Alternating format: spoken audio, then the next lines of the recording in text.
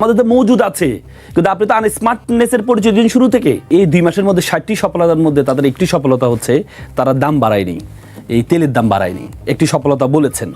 কিন্তু এমনকি বলেছে প্রচুর তেল মজুদ আছে আমাদের, মজুদ বলে আমরা ধরে নিয়েছি যে যাক আমাদের তেলের একটা সংকটটা আমরা মোকাবেলা হবে। কিন্তু পরে কি দেখলাম আমরা দেখলাম হচ্ছে তেলের দাম বাড়ালো।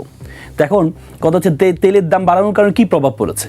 তেলের দাম বাড়ানোর কারণে প্রত্যেকটা জায়গায় প্রভাবটা পড়া শুরু হবে। এখন একটা বিরোধী দলের কাজ কি? একটা বিরোধী দলের কাজ হবে এই যে সরকারের যেই এই আনস্মার্টনেস যেখানে পরিচয় দিবে সেখানেই সমালোচনা করতে হবে। যদি আপনি ক্রিটিসিজম না করেন, আপনি দেখেন পৃথিবীর উন্নত বিশ্বে আপনি যদি তাকান, উন্নত বিশ্বের এই ওনারা কিছু ফার্ম তৈরি করে দেন সরকারের পক্ষ থেকে, যে তাদের কাজ হচ্ছে শুধু ক্রিটিসিজম করবে, গভর্নমেন্টকে ক্রিটিসিজম করবে। যদিও আমাদের দেশীয় সংস্কৃতি দিয়ে ক্রিটিসিজম আমরা নিতে পারি না।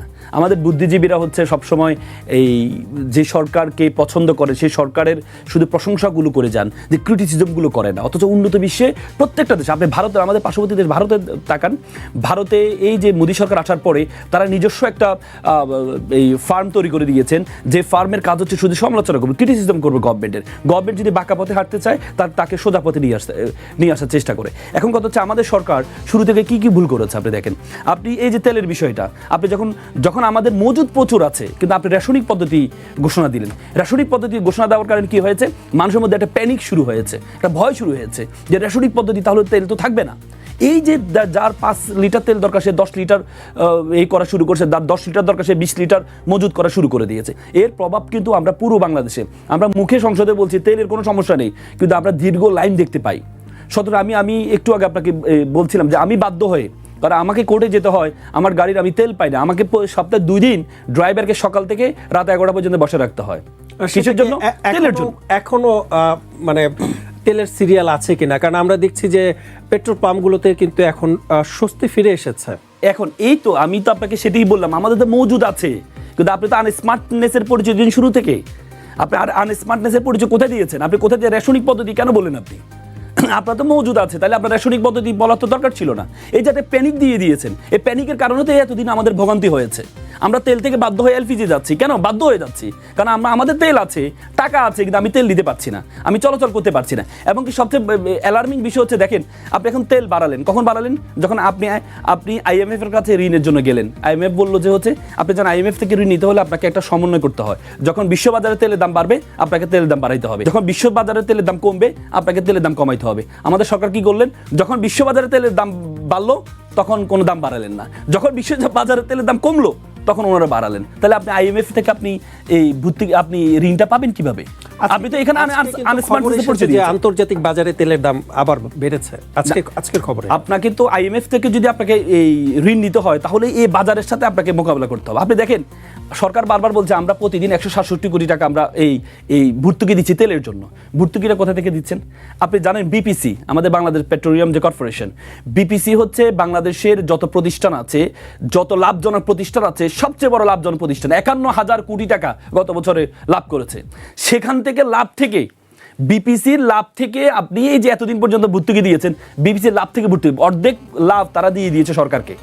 এখন দেখেন সবচেয়ে বড় অ্যালার্মিং বিষয়গুলো দেখেন, বেগম জিয়া যখন 2001 সালে ক্ষমতা আসছেন, উনি এনার্জি রেগুলেটরি একটা কমিশন করেছিলেন 2001 সালে এই ক্ষমতা আসার পরে। এবং কি শেখ হাসিনা সরকার এসে কী করলেন? সেটাকে বাদ দিয়ে যে সরকার দাম বাড়াবে, এতদিন পর্যন্ত এনার্জি রেগুলেটর যে কমিশন আছে তারা দাম বাড়াইতো, কখন দাম বাড়ানো দরকার, কখন দাম কমানো দরকার। শেখ হাসিনা 2022 সালে এটা বাদ দিয়ে দিলেন, বাদ দিয়ে সরকারের হাতে এটা নিলেন, BPCর হাতে নিলেন যে সরকার চাইলে দাম বাড়াবে, সরকার কমাবে। এবং কি আমাদের অন্তর্বর্তীকালীন সরকার এসে এই একটা অধ্যাদেশ করলেন যে না, আবার যে এনার্জি রেগুলেটর যে কমিশন আছে তাদের কাছে চলে যাবে। এবং কি আমাদের বিএনপি সরকার এবার এসে হুবহু অধ্যাদেশটা কি করলেন?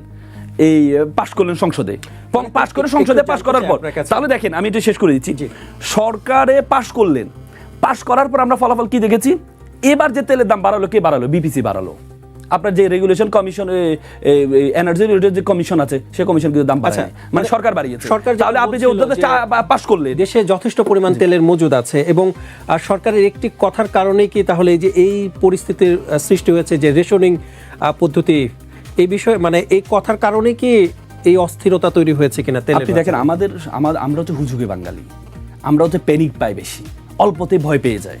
আমাদের কাছে যখন গভর্নমেন্টের পক্ষ থেকে যখন আমি নিজে তো ভয় পেয়েছি, যখন বলেছে যে রেশনিং পদ্ধতি দেওয়া হবে, তার মানে তেল ভেঙে ভেঙে দিবে, তখন তো আমার মাথা হচ্ছে তাহলে তো আমাকে তেল দিতে ফুল, আমি যেখানে ফুল ট্যাঙ্কি করতাম আমি ফুল ট্যাঙ্কি করে নিচ্ছি।